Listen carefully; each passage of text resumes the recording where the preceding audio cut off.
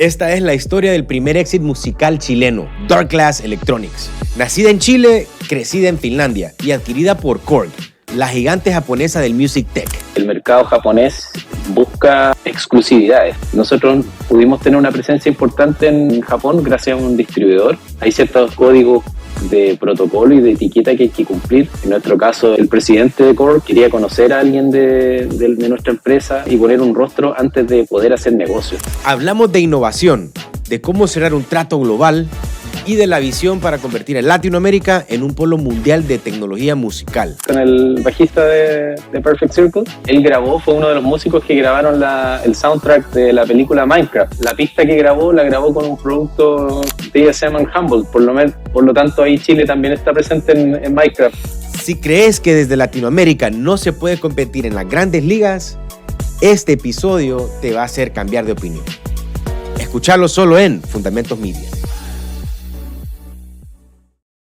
Hugo, ¿cómo unos chilenos que vivían en Finlandia crearon una empresa de música y la vendieron a una empresa de Japón? Bueno, Gustavo, la verdad es que este es un proceso, una historia que me hace remontarme a casi 15 años atrás, porque en un momento donde, claro, dos chilenos, dos soñadores, estábamos en nuestros 20 y algo años, éramos amantes de la música, por supuesto, amantes de tocar música, del rock, del metal, y en base a ese amor por la música desarrollamos una empresa que, si bien comienza en Chile, tenía una visión internacional desde sus orígenes. Yo creo que eso provocó un desenlace positivo luego de todo lo que uno tiene que vivir como emprendedor. Nuestro concepto fue llevar y desarrollar una innovación tecnológica desde Chile, pero rápidamente sacarla, en este caso a Europa, a Finlandia, donde por lo menos 15 años atrás el ecosistema, ¿cierto?, de la innovación y del emprendimiento nos permitía generar un proyecto que de alguna manera se acelerara y también de alguna manera llegara a ser internacional y llegara a tener un impacto global. Esa era nuestra hipótesis. Y la verdad es que la hipótesis se cumplió porque al estar ahí en ese ambiente pudimos echar a andar y desarrollar una historia de una startup de Music Tech que efectivamente, como decías tú, llegó a su desenlace a ser adquirida por capitales internacionales, en este caso la empresa Korg, que es una tremenda multinacional que en realidad lleva décadas desarrollando innovación en la música. Y hablamos de la empresa Dark Glass Electronics, que fue adquirida por la empresa Korg, que para los que son grandes fanáticos de los sintetizadores y de la música electrónica y en general la música instrumental, Korg es de los más grandes retailers a nivel de hardware musical para el mundo. Y hablábamos de esa historia de Dark Glass Electronics, porque esa fue la empresa primera que Hugo Villarroel creó. Hugo Villarroel hoy en día es presidente de Mustache, que es un movimiento musical de Music Tech en Chile. También es Principal y CEO de Vallis Guitars y también es director internacional de ventas de Humboldt Electronics. Es un perfil sumamente especializado en el tema musical, Music Tech. Y en el episodio de hoy de Fundamentos vamos a desarrollar una conversación enfocada a esta industria que es bastante interesante, lo que está pasando en esta industria por el crecimiento que hay, por el impacto que hay y cómo realmente Latinoamérica no está detrás. Es más, es punta de lanza en muchas cosas que tienen que ver con hardware y eso es lo que vamos a tratar de cubrir hoy con Hugo. Así que, Hugo, muchísimas gracias por estar acá con nosotros. Y continuando con esta historia tan hermosa de Dark Glass Electronics, previo a concebir la empresa, Hugo, tu formación siempre fue musical. Contanos un poco de tus orígenes, cómo fue conectándose los puntos como para que vos hayas terminado en Finlandia, cosa que pues es también totalmente como random en este punto de la historia, porque claro, hay una gran influencia detrás del proyecto, pero son latinoamericanos en Europa, creando esta innovación. Así que contanos un poco de cómo fue todo todo todos esos momentos y toda esa historia. Sí, por supuesto. En realidad la música ha sido parte de toda mi vida. Desde muy pequeño ingresé al mundo de la música con mis primeras lecciones de piano, ¿cierto? Estuve algunos años ahí practicando. Estoy hablando de los 6 o 7 años de vida. Y llegó un momento ahí en la adolescencia que cambié la música clásica por el rock, por la guitarra, por Guns N' Roses, por Nirvana, Metallica, etcétera. Y ahí me llevó a conocer la guitarra eléctrica, el bajo eléctrico, etcétera. Eh, yo creo que la música siempre ha sido una aspiración, como una vocación dentro de lo que he podido desarrollar. Después los caminos de la vida me llevaron a otro punto en términos profesionales. Yo estudié periodismo, pero curiosamente volví y me reconecté con la música cuando estaba ya saliendo de mi carrera de periodismo, donde conozco a otro chileno que tiene esta idea de emprender, que ya había estado en Helsinki, dado una gira de estudios en su colegio, en la escuela, y sumamos las fuerzas y las capacidades en términos de un electrónico, por su parte, y por mi parte alguien que ya estaba estudiando y tenía conocimiento sobre las comunicaciones. Entonces, creo que ahí fue una receta virtuosa que se puede extrapolar no solo a la Music Tech, sino que también a otro tipo de startups, donde la comunicación es tan importante y el storytelling y la narrativa, ¿cierto? De cómo uno es capaz de mostrar esa conexión emocional con la tecnología, es tremendamente importante, tal como la innovación per se. Claro, claro. Y una vez estando ya en Helsinki, en ese momento el país, la ciudad, ¿qué qué tan avanzado estaba en la industria de Music Tech y cómo eso abonó a que ustedes pudieran empezar como a profundizar más en este wormhole de la Music Tech y fueron desarrollando ya los primeros conceptos de Dark Glass? Yo creo que más que Music Tech, creo que lo que fue un terreno muy fértil, Helsinki, Finlandia, es que es un país que ha invertido muchas décadas para el desarrollo de música hard rock y música metal. Y esto viene desde los colegios, desde las escuelas. En el fondo se generó una política de Estado en donde se quiso promover a la música como un valor de la cultura finlandesa. Entonces eso de alguna manera emparentaba muy bien con lo que nosotros desarrollamos, que son en el fondo herramientas tecnológicas al servicio del arte musical. Entonces, de ahí de partida era un suelo bien fértil. Muchas bandas legendarias en términos del metal están en Finlandia o han salido de Finlandia, por lo cual hablábamos un lenguaje relativamente común con la gente que estaba dentro del país. No digo que no lo sea así en Chile, porque Chile también tiene una tradición muy metal y muy hard rock, pero obviamente que Finlandia tenía otros precedentes en términos de la innovación tecnológica, de Nokia, de Ericsson, de toda esta trayectoria, ¿cierto? De donde ellos quieren ser líderes en diversos puntos, en diversas industrias. Así que creo que el ecosistema en general nos benefició para poder desarrollar esta empresa mucho más de lo que era 15 años atrás, estoy hablando en Chile y en Sudamérica propiamente tal. Hoy en día las cosas han cambiado, es una muy buena noticia y se ve un interés muy potente por parte de países, no solo de Chile, sino que Brasil, México, Colombia también están interesados en acoplarse a esta tendencia global que es desarrollar innovación tecnológica para la música. En el desarrollo de Dark Glass tuviste que estar bastante tiempo en Helsinki o también tenías que estar entre Santiago y Helsinki como para estar como coordinando producciones, coordinando la estrategia comercial de esta empresa.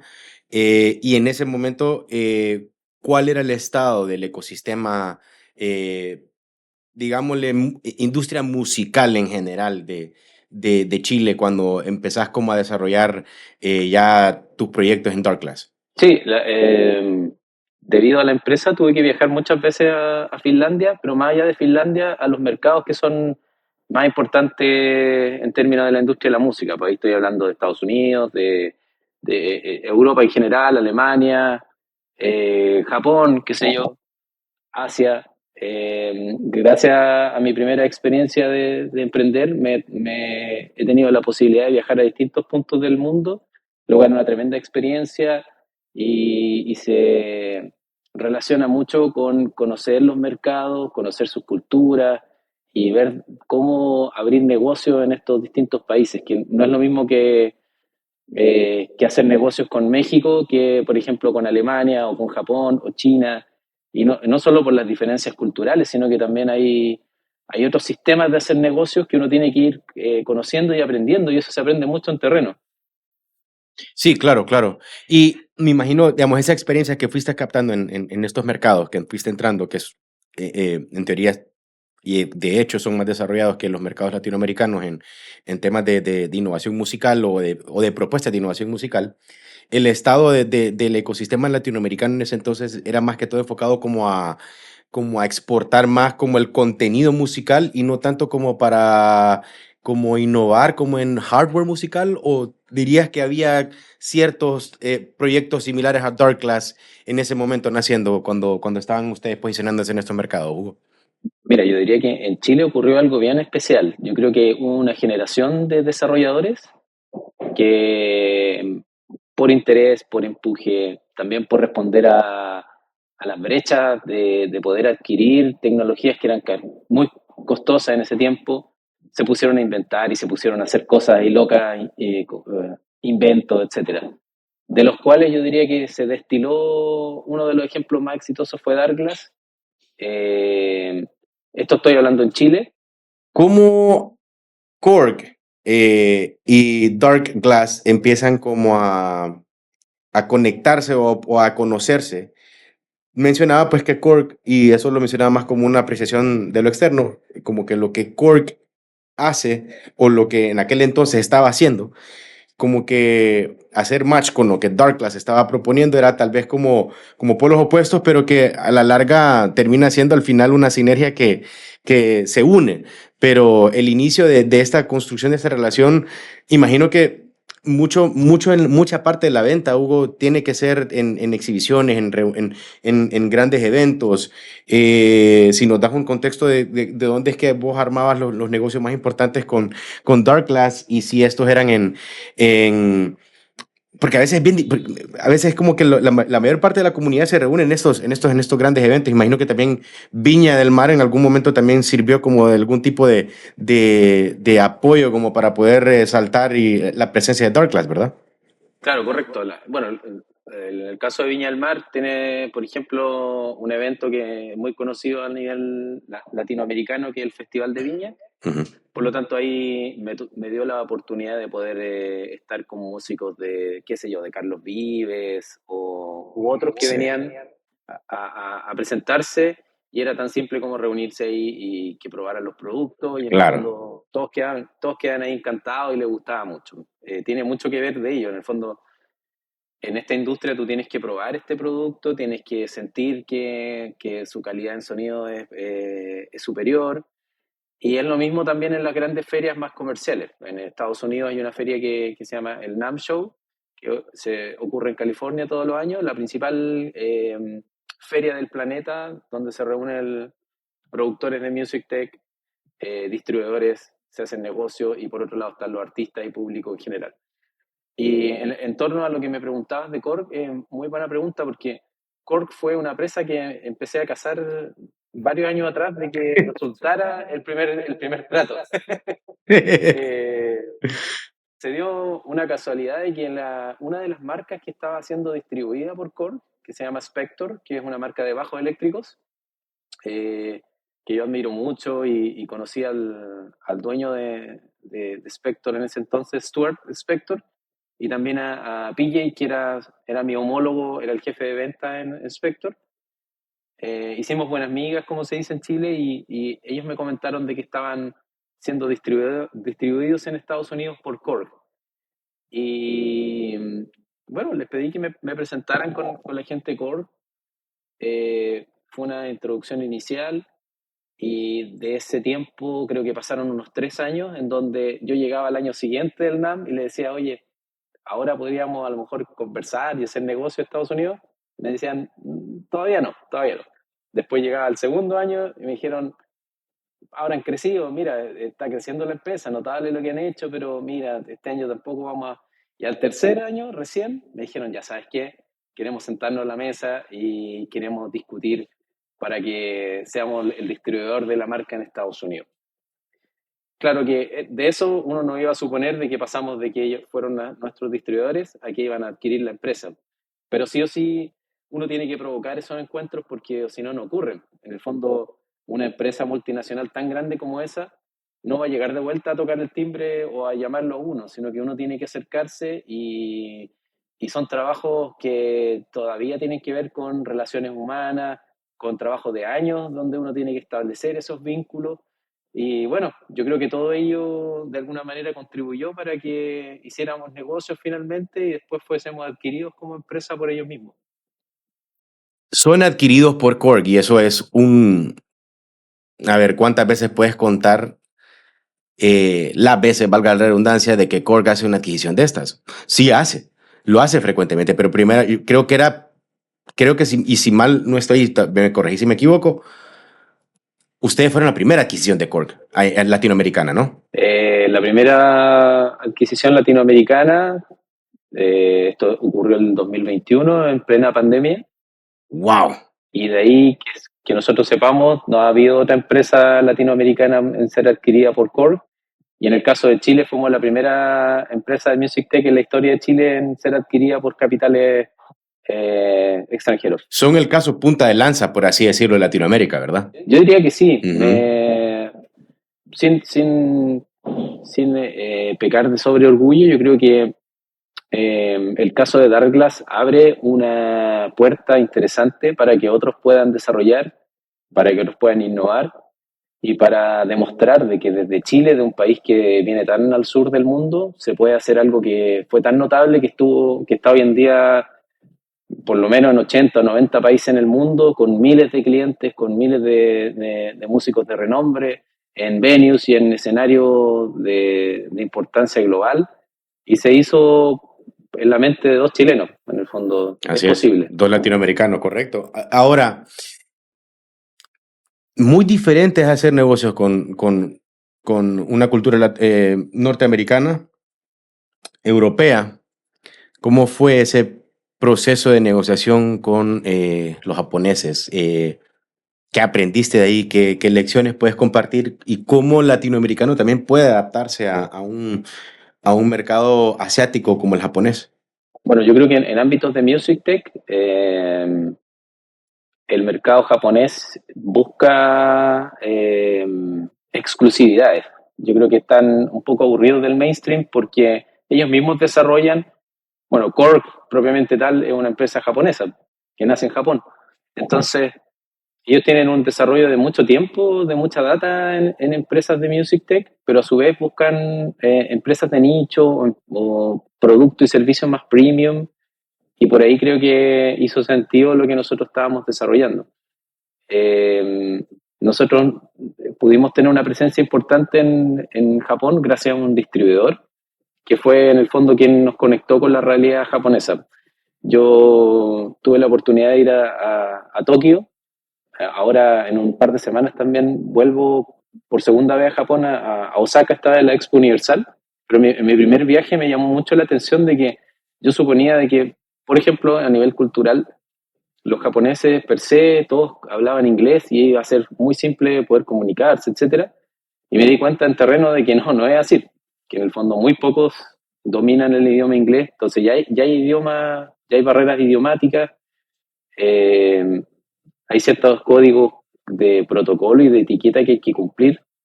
En nuestro caso, el presidente de Cork quería conocer a alguien de nuestra empresa, intercambiamos tarjetas, ¿cierto? Quería conocer a alguien y poner un rostro antes de poder hacer negocios, lo cual no es necesariamente lo que ocurre en otras culturas. En otras culturas yo diría que es más expedito, en Estados Unidos yo diría que son más de, ok, encontramos un buen producto, vamos hacia adelante. En el caso de Japón quieren conocer un poco más el trasfondo de quiénes están impulsando esto detrás. Y como así también mucho en términos de negocio ocurre no en espacios de oficina, sino que en el fondo en espacios donde uno convive con ellos, en comidas, en brindis, y es parte de la cultura de ellos y uno tiene que también, obviamente, amoldarse a eso. Hay que ser flexible porque hay que tolerar y conocer y respetar todas las culturas para poder efectuar un buen posicionamiento. Interesante, interesante. Y esta adquisición fue en el 2021. Los detalles de la adquisición son non-disclosed, no son revelados al público. Ahora es más una transacción privada. Pero dejamos, aquí se monta un precedente. 2021 sucede este evento en nuestro ecosistema. Y eso también da la, da la apertura a lo que hoy conocemos sobre Mustache y sobre los demás proyectos de los que estás involucrado. Solamente para volverlos a enlistar, Humboldt Electronics y Ballis Guitars, que pues estas experiencias también fueron desarrollándose en el trayecto, pero el impacto que hubo en el Music Tech de Chile hace que nazca Mustache, ¿no? ¿Esto lo creás vos en conjunto con otro grupo de empresas chilenas o viene más por líderes comunitarios chilenos queriendo organizar una asociación Music Tech en Chile? ¿Cómo nace Mustache un poco, si nos contás, Hugo? Sí, Mustache, ahí también hay un otro quiebre, como decías tú, a nivel de la historia. Mustache surge una década atrás, Oh, 10 años imagínate. atrás, surge. Wow.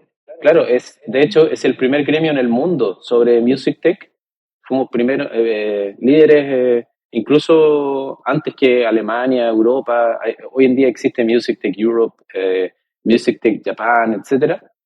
Pero la verdad es que Chile fue precursor. Yo creo que fue lo que te decía inicialmente, donde hubo una generación que se dedicó a empujar la Music Tech, y si bien no todos lograron lo que logró Darkglass, pero sí lograron instalar un tema en el país e instalaron también esta necesidad de generar un gremio, una entidad que lo que pretende es que no solo desde Chile se pueda generar innovación, sino que Latinoamérica se convierta en un polo de innovación tecnológica en Music Tech. Mhm. Eso es lo que queremos apuntar, y que básicamente lo que sucedió en el caso de Darkglass ocurra, pero esta vez desde nuestro propio suelo, desde nuestro propio territorio sudamericano, para que también pueda irradiar un beneficio socioeconómico en los territorios donde estemos presentes, nos podamos conectar con venues tan importantes como el Festival de Viña u otros que están en Sudamérica, y finalmente también que ejemplos de grandes músicos y bandas que están ocurriendo desde Latinoamérica se acompañan con este desarrollo made in Sudamérica. Claro, claro. Mira, es interesante sin duda lo que mencionas respecto a la idea de Latinoamérica siendo un polo de innovación o de desarrollo y no tanto una región que sigue. Históricamente siempre ha sido el hecho en Latinoamérica una región con grandes necesidades y también con abundancia de talento. Y la situación posiblemente se ha dado porque ha habido muy poca participación probablemente de emprendedores que están dispuestos a sacrificarse en una industria que probablemente no vas a tener éxito, pero que al final la persistencia y la actitud y la perseverancia del emprendedor hace que lo imposible se haga posible. Ahora, zooming en Music Tech, como para entender un poco la complejidad también de cómo es crear negocio en esta industria.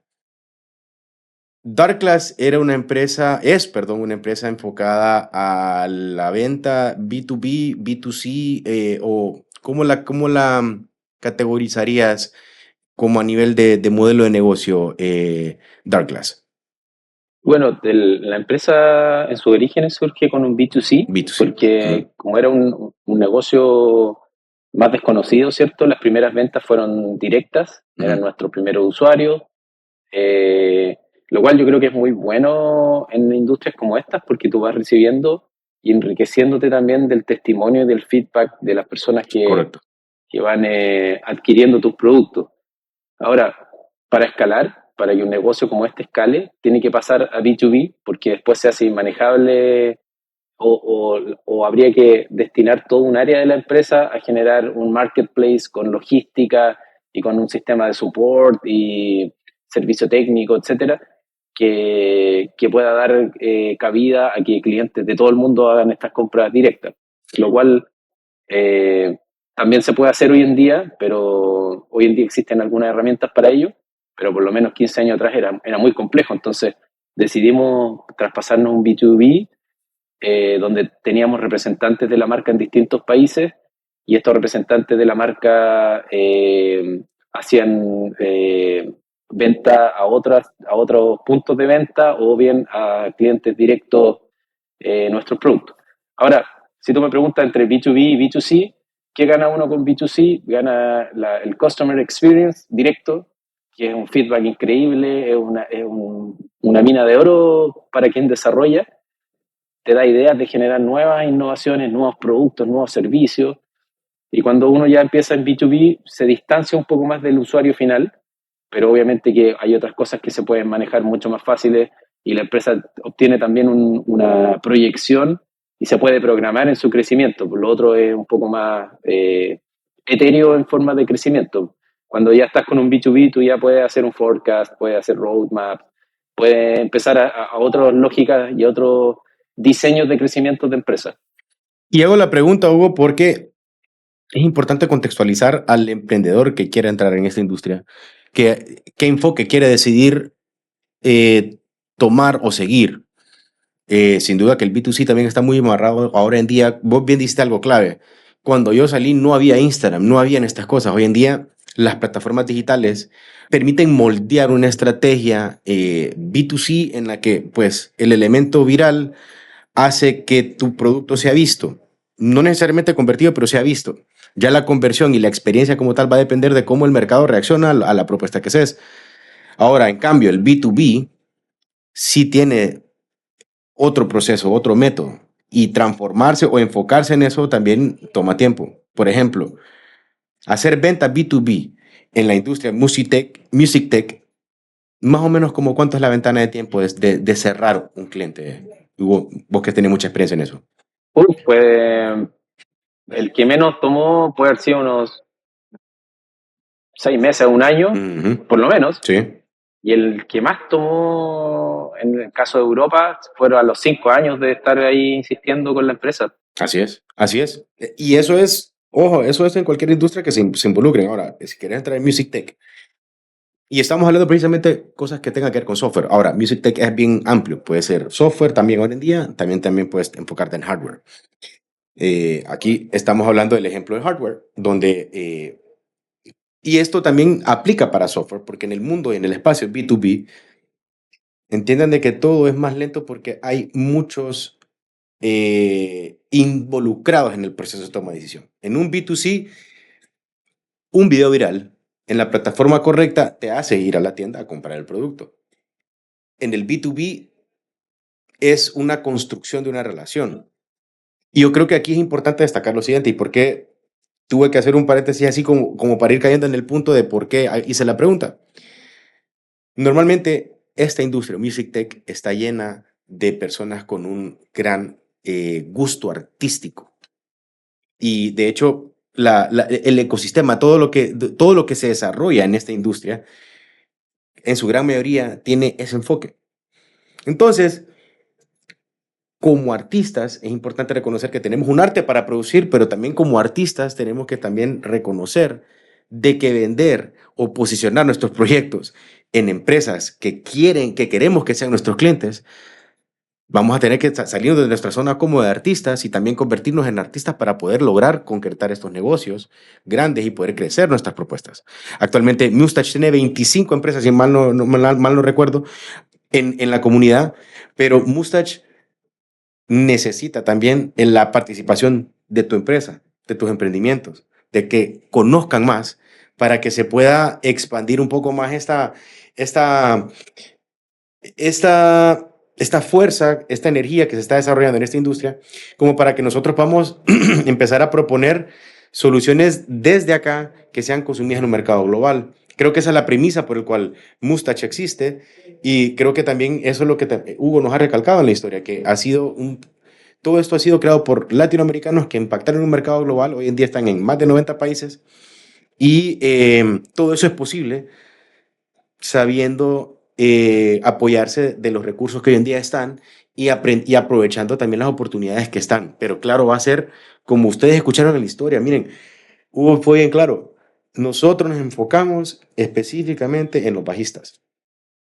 Y eso, como Hugo ha relatado el problema, es como precisamente todos tenemos que también, independientemente de la industria donde queramos innovar, tenemos que como partir de esa base, ser bien específicos, porque al final eso te va a ir dando como la diferenciación que andas buscando para que seas atractivo para los negocios que quieras conseguir. Y con eso regreso al tema, porque hoy en día, para formar parte de Mustache o para poder crecer este movimiento musical de Music Tech en Latinoamérica, Hugo, ¿cuál es el reto y cómo desde las trincheras de Mustache están tratando de impulsar el crecimiento de esta comunidad a nivel latinoamericano? Sí, efectivamente, yo creo que quienes desarrollan esta industria, quienes están detrás de la Music Tech, son en su gran mayoría gente que es apasionada respecto a lo que está haciendo, que ama la música o son músicos, etcétera. Pero también hay que salirse un poco de ese rol para poder desarrollar un producto o un servicio que realmente sea rentable y sea escalable. Entonces ahí hay que hacer un switch y un cambio en la mentalidad porque lo que uno cree que puede hacer de impacto para un mercado no necesariamente lo es. Yo creo que es por ello que uno tiene que salir rápidamente a probar sus soluciones, a poder tener vínculos con bandas y con los usuarios finales, y a ir testeando esto, pero fuera del living o del confort de la casa. En el fondo tiene que probarlo donde ocurren las cosas, en los escenarios, en los estudios de grabación, en los venues, etcétera. Ahora, si tú me preguntas de Mustache, Mustache tiene un desafío doble. Hemos estado un par de años abocados al posicionamiento de la Music Tech dentro de Chile, porque creemos que es el paso inicial para que la sociedad chilena, ¿cierto? Y los tomadores de decisiones vean de que esta es una tremenda industria, que estamos insertos en el paraguas de las economías creativas, que en su totalidad son un 3% del PIB del planeta. Eh, por tanto, se pueden hacer negocios que son de alta escala en Music Tech. Y de ahí, de pasar a ese grado de información a quienes toman las decisiones, a conseguir mayores apoyos y tejer también una red de soporte para que estas empresas efectivamente puedan desarrollarse y puedan tener, ojalá, casos de mayor éxito incluso que Darkglass en un tiempo incluso más rápido de lo que nosotros podemos lograr. Ahora, lo que uno puede poner en la mesa en esta asociación es el caso y todo lo que uno vive como emprendedor durante 10 o 15 años, que son con lo bueno y con lo malo, pero obviamente hoy en día existen otras herramientas que quisiéramos que estuvieran al servicio de una estrategia más integral, donde Chile pueda ser un pivote y un líder en términos de la Music Tech, e ir también cautivando talento desde otros países de Sudamérica. Eh, Necesitamos sí o sí vincularnos más con los centros de investigación de las universidades, con los centros de innovación tecnológica que tienen las universidades nacionales, para que este tema permee y para que podamos también recurrir a ese conocimiento y esas capacidades de las universidades para desarrollar innovación. Es un tema fundamental. Por otro lado, en el mundo privado necesitamos tener fondos de capital de riesgo para la Music Tech o para lo tecnocreativo. Ni siquiera poner a lo mejor el apellido Music Tech, sino que para lo tecnocreativo. Lo tecnocreativo también convive los videojuegos, la realidad aumentada, tú sabes, Sí, la el música. metaverso, etcétera, Ujú. la música, pero necesitamos que también quienes invierten hoy en día tengan un comportamiento un poco más audaz en términos de apoyar estas startups y darle también un financiamiento tal cual como lo están haciendo en otros ámbitos que ya son más tradicionales, como ya es tradicional invertir, por ejemplo, en soluciones para la energía renovable, fintech, qué sé yo. Sí. Ahora nosotros, nuestra propuesta es decir, en este ámbito específico de la industria del entretenimiento y la música, podemos lograr avances que son sustanciales y podemos ser líderes, podemos hacer buenos negocios, podemos generar bienestar y podemos generar también una apropiación de un tema donde nosotros podríamos sí o sí llegar a liderar estrategias a nivel mundial. Y a tu opinión, otro país o países latinoamericanos que pueden emular o replicar o tropicalizar esta mentalidad para que también se extienda. Porque yo creo que importante acá en el crecimiento de la Music Tech también va a ser importante que también otros mercados, otros emprendedores de otros países que tienen que están posicionados en un mercado atractivo para poder potenciar el Music Tech se involucren. Seguramente lo están involucrados y seguramente ya hay interconexiones, pero tengo curiosidad de saber cómo qué ciudades o qué países también son claves que se integren a esta conversación como para que sea una conversación mucho más fuerte, más unida, que tenga mucho más potencia al momento de que un emprendedor entre a un programa de aceleración independientemente del país de donde sea o de donde quiera desarrollarlo. Claro, es buena pregunta porque nosotros ya estamos desarrollando alianzas con algunos centros similares a Mustache. En Europa generamos un convenio de colaboración con el Barcelona Music Tech Hub, que incluso es mucho más joven en términos de edad, pero tiene mucho más asociados que Mustache, por los tamaños que manejan en España. Pero sin duda también creemos que países como Brasil son realmente importantes en la estrategia. Brasil tiene un patrimonio musical increíble. Es tan grande el mercado que muchas bandas de las cuales yo conozco llevan gran parte del año girando dentro del mismo país y pueden subsistir de manera espectacular y pueden rentabilizar todo su esfuerzo artístico girando dentro del país. Un poco para conocer la escala de lo que significa Brasil como mercado. Brasil tiene un comportamiento de apoyo a las startups en general, que está mucho más avanzado incluso que Chile y otros puntos. Tiene grandes capitales funcionando para ello, pero no tiene lo que tiene Chile en términos de la trayectoria y toda la experiencia de una década en términos de Music Tech. ¿Qué es lo que podemos poner nosotros a la mesa? Yo creo que cada país puede poner ciertos elementos e ingredientes para esta receta virtuosa. En el caso de México, México es un tremendo mercado también de la música. No sé si será similar en otros países, pero por lo menos en Chile los músicos aspiran, una vez que crecen, el salto que se van a pegar es irse a México e internacionalizarse desde México, porque México maneja la industria de manera increíble. Y otro país que me parece que debería estar al servicio de esta estrategia es Colombia, que son países también tremendamente ricos en ámbitos culturales y artísticos, Sí, claro, ahí hay un pero desarrollo tampoco... en el género urbano y, digamos, ha servido de mercado a punta de lanza como para revivir y como para afianzar, digamos, categorías musicales donde pues, ya se conoce como por default que es un país que potencia, que tiene una gran comunidad para eso. Entonces, es muy, muy válida también la apreciación de Colombia. Sí, sí, y no solo recurrir a emprendedores que puedan estar de alguna manera creciendo desde esos países, sino que también a los influencers que podrían generar un modelo virtuoso en términos de que en esta industria al menos, Qué buena idea, qué buena eh, idea, qué buena idea. Bueno, de, de alguna de, forma nosotros de, estamos haciendo eso, ¿me entiendes? Aquí en este momento, tratando como de compartir esta conversación, pero sí, muy buen punto.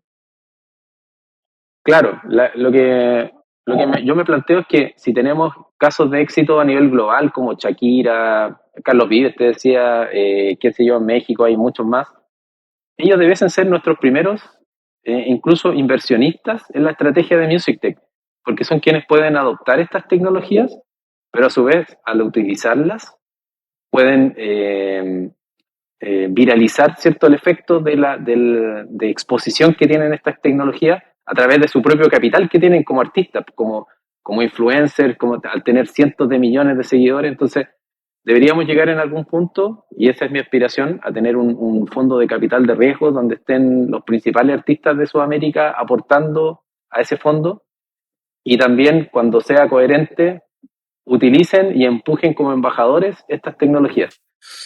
La verdad que esa es una propuesta bien, bien interesante y con mucho potencial de que se concrete. O sea, es que, o sea, se puede romantizar este episodio, pero realmente es que no hay espacio para romantizarlo porque realmente ahí está. Es que ahí está, o sea, todo, todo está dado y creo que los elementos ya están bien identificados. Lo que tal vez hace falta es como un filtro o un intermediador que logre conectar estos artistas influencers que respalden la producción de más emprendimientos Music Tech.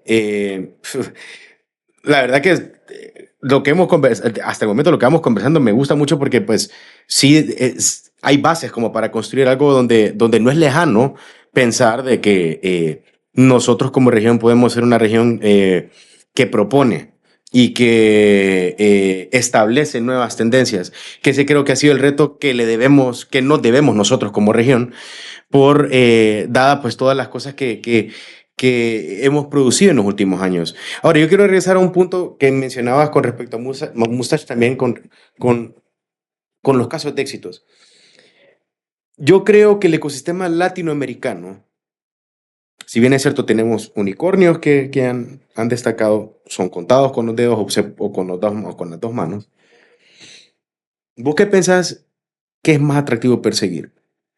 ¿Buscar ser el IPO o el unicornio de la Music Tech o tener un exit de estabilidad, de libertad financiera, donde lo que vale es la construcción de un negocio estable y no tanto de la estrategia de levantamiento de capital que estás haciendo como para poder sostener el modelo de negocios a largo plazo? ¿Qué preferís y qué percepción crees vos de que Latinoamérica debería tomar como para que también se define una identidad en esto? Claro, yo creo que es conveniente, por lo menos en los primeros años de vida de una empresa, ojalá recurrir a fondos que sean públicos para que no tengan ataduras, que sean equity free, que no tengan estas firmas de promesas que son muy costosas a futuro. Yo creo que si la empresa es capaz de crecer con fondos públicos también, puede llegar mejor sentada a la mesa una vez ya tenga una maduración y pueda pasar a una segunda fase donde a lo mejor para su crecimiento más exponencial requiera de una inversión más fuerte, pero esta vez del mundo privado.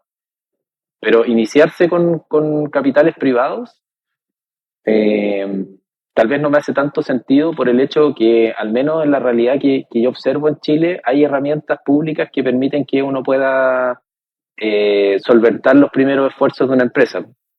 Ok, ok. Y bueno, mira, la verdad que también aquí quiero destacar y quiero hacer un pequeño shout out a un amigo que tenemos de la comunidad de Mustache también y que Lalo Jensen. Gracias a Lalo, pues que hicimos, hablamos un poco y tuvimos la oportunidad también de conversar holgadamente y me comentó un poco de la participación que tenías y esto, pues gracias a LinkedIn y todas estas cuestiones, pues siempre hago mención de LinkedIn porque aprecio mucho que este espacio de LinkedIn conecta a todo tipo de industrias y puedes tener como conversaciones de valor enfocadas a estas industrias y eso también dice mucho como sobre cómo hay mucha intención de impulsar conversaciones de valor y también y dar a conocer industrias donde uno puede impactar. Desde nuestra región en Centroamérica, todo es bien incipiente.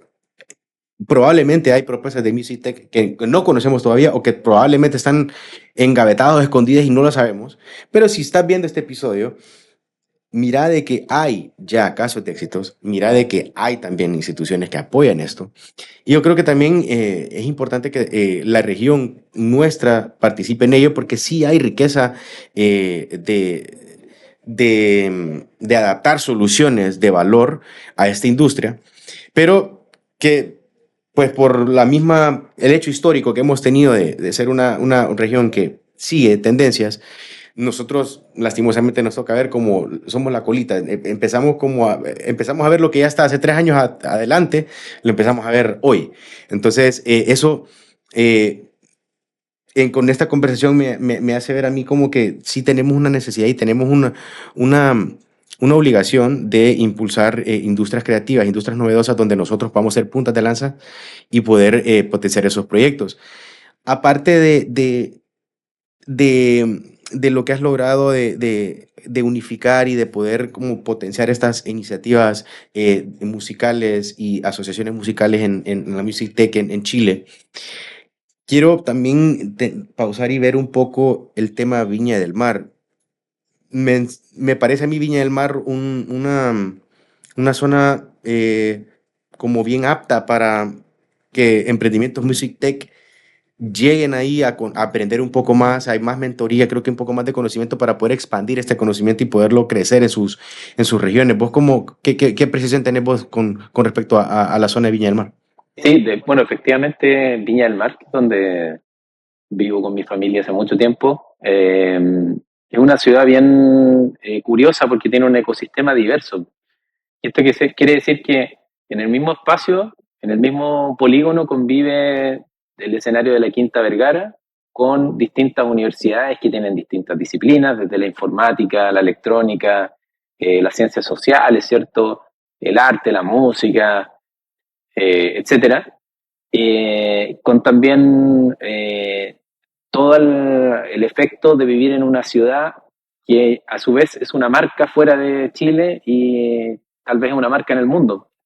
Cuando por algo se llama el Festival de Viña. Entonces es una ciudad que tiene un ADN de ciudad internacional desde el minuto cero, desde el minuto que se consideró en general esta gran iniciativa que fue el Festival de Viña. Ahora, el Festival de Viña y su escenario, nuestra propuesta es que sea, de alguna manera se convierta de pasar a ser un escenario donde se presentan los principales artistas del mundo de Sudamérica a un espacio donde también se testeen y también se proyecten tecnologías en términos de la música y el entretenimiento.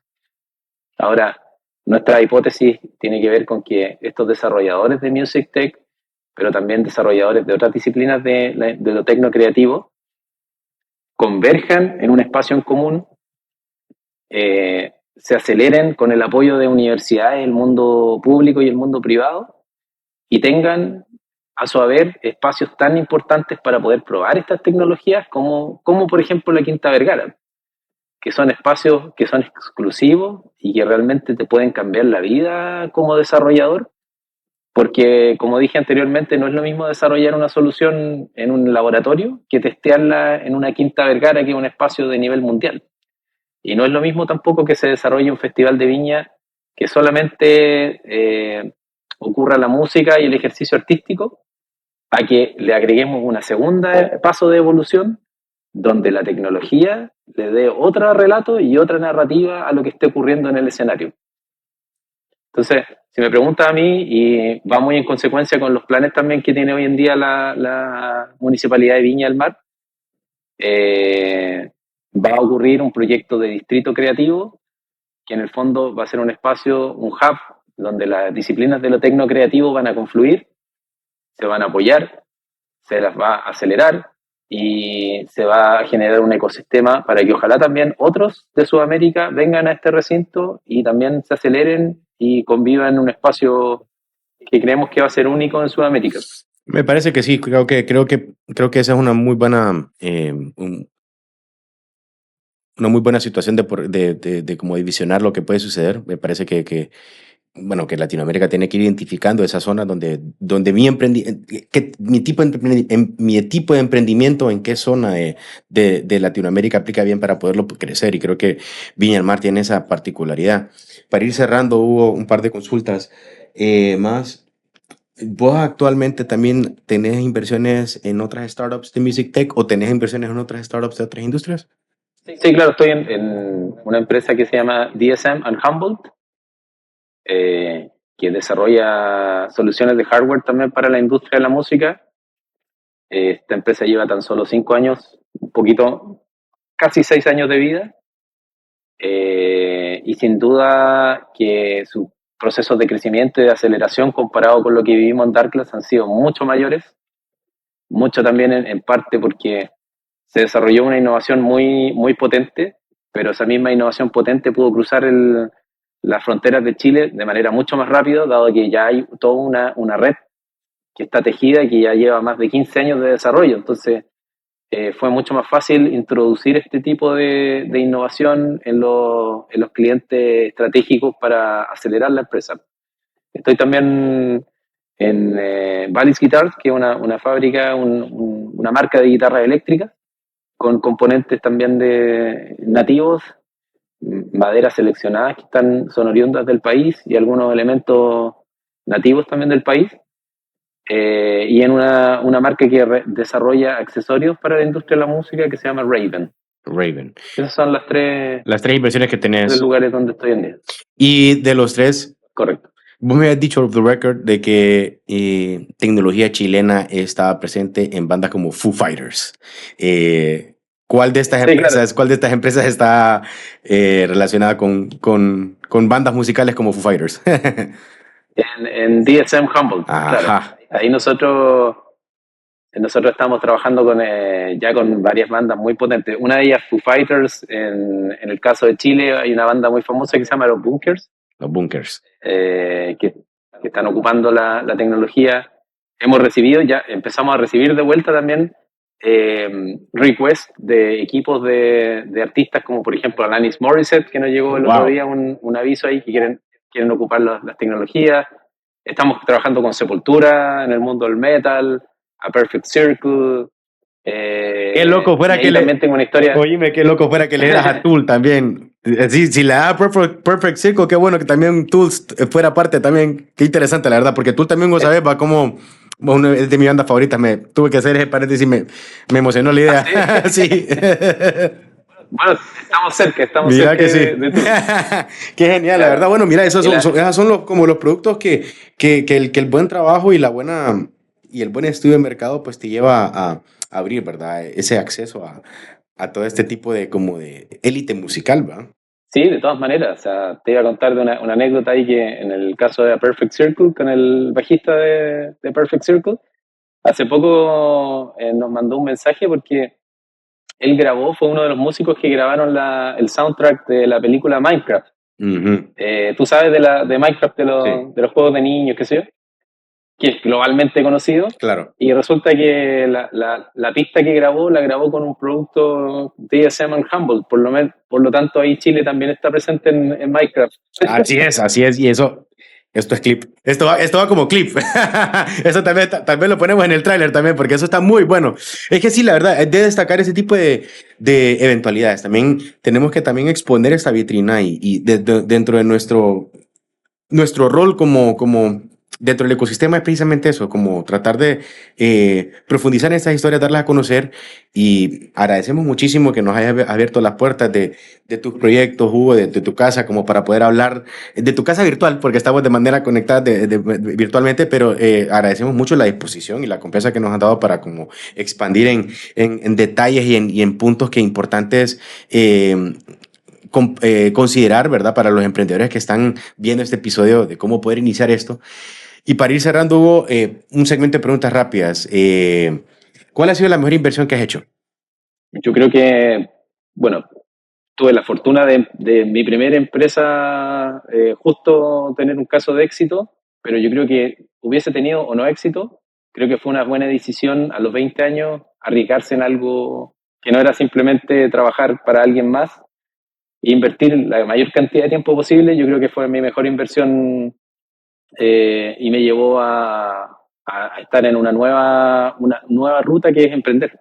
Así que si me preguntas, destinar tiempo, destinarlo cuando fui joven, cuando no tenía responsabilidades en términos económicos, ni mucho menos, y de gastar ese tiempo en lo mejor que podía para poder echar a andar adelante un proyecto de mi primera empresa.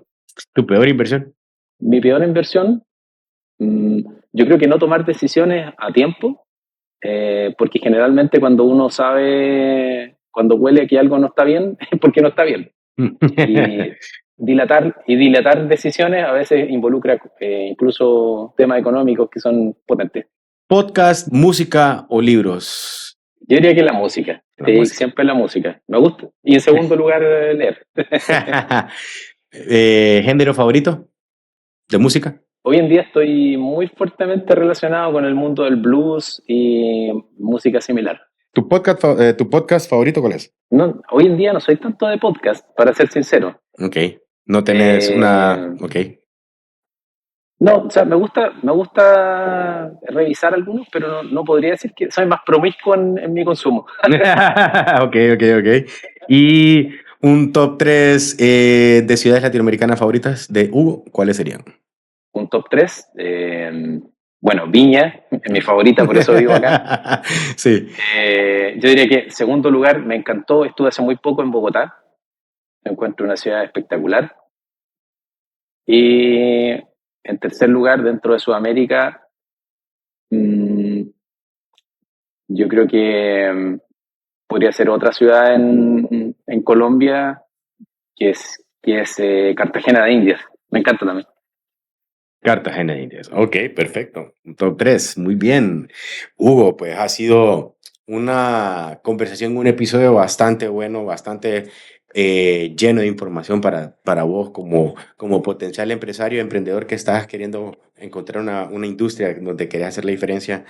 Music Tech es una industria donde puedes seguramente presentar propuestas novedosas y vemos acá a través de Hugo un caso de éxito muy, muy palpable y bien concreto que ha sido de valor para nosotros compartir y créeme, Hugo, hemos aprendido muchísimo de esta conversación por todo toda la información que manejas en esta industria. Creo que ha sido de gran valor nuevamente pues crear un episodio enfocado a esto. Creo que es creo que el primero o el segundo que hemos hecho enfocado en Music Tech, pero cada vez más vamos aprendiendo de más industrias que hay en Latinoamérica y eso es gracias a que el apoyo que ustedes nos dan y el apoyo de nuestros patrocinadores, pues hacemos posible este tipo de espacios donde conversamos con diferentes referentes y pues agradecemos ese apoyo y no se olviden de suscribirse, darle el like, follow a nuestras plataformas digitales y nuestro canal de YouTube como Fundamentos Podcast. Y pues, Hugo, palabras finales de despedida para la audiencia que nos sigue, algún comentario o sugerencia que quisieras o invitación que quisieras girar por acá, pues el micrófono es tuyo. Bueno, no, encantado de participar, Gustavo. La verdad que fue un placer conversar y conocerte. Creo que se agradece muchísimo la oportunidad para dar a conocer esta industria que, si bien es de nicho, también es una industria global, es una industria grande. La invitación es a observar también en Sudamérica hay otras industrias que son de nicho, pero son potentes, son importantes. A observarlas, a ver si podemos desarrollar ciertas problemáticas para esa industria. Podemos ser líderes en nichos que son bastante específicos, pero ser un líder mundial en un nicho bastante específico quiere decir que tu empresa puede llegar a volar y puede ser muy grande. Creo que la invitación también es a personas que están emprendiendo, a generar equipos de trabajo que sean multidisciplinarios, que se crucen las disciplinas, que esté, en mi caso yo soy periodista, imagínate, y terminé una empresa de innovación tecnológica. Así es. Entonces, tener todo ese cruce de miradas es muy positivo. La invitación es también a que hoy en día existen otras condiciones para poder emprender, sobre todo en startups. Ya nadie está mirando tanto en un Zoom a decir, ah, no, esta innovación viene de Perú, no, esta innovación viene de Chile. Si la innovación realmente es potente, está bien paquetizada y tiene una narrativa que sea espectacular, tengan por seguro de que va a cruzar fronteras y que va a poder convertirse en una empresa que tenga alto impacto. Así que agradecido nuevamente y un saludo para todos, saludo también para la directiva de Mustache, para quienes están empujando una asociación nacional con amor por aportar a otros, no solamente a sus propias empresas, lo cual es crucial y es necesario para generar ecosistemas. Buenísimo, este ha sido un episodio más de Fundamentos Podcast. Muchas gracias a todos. Nos vemos a la próxima. Chao.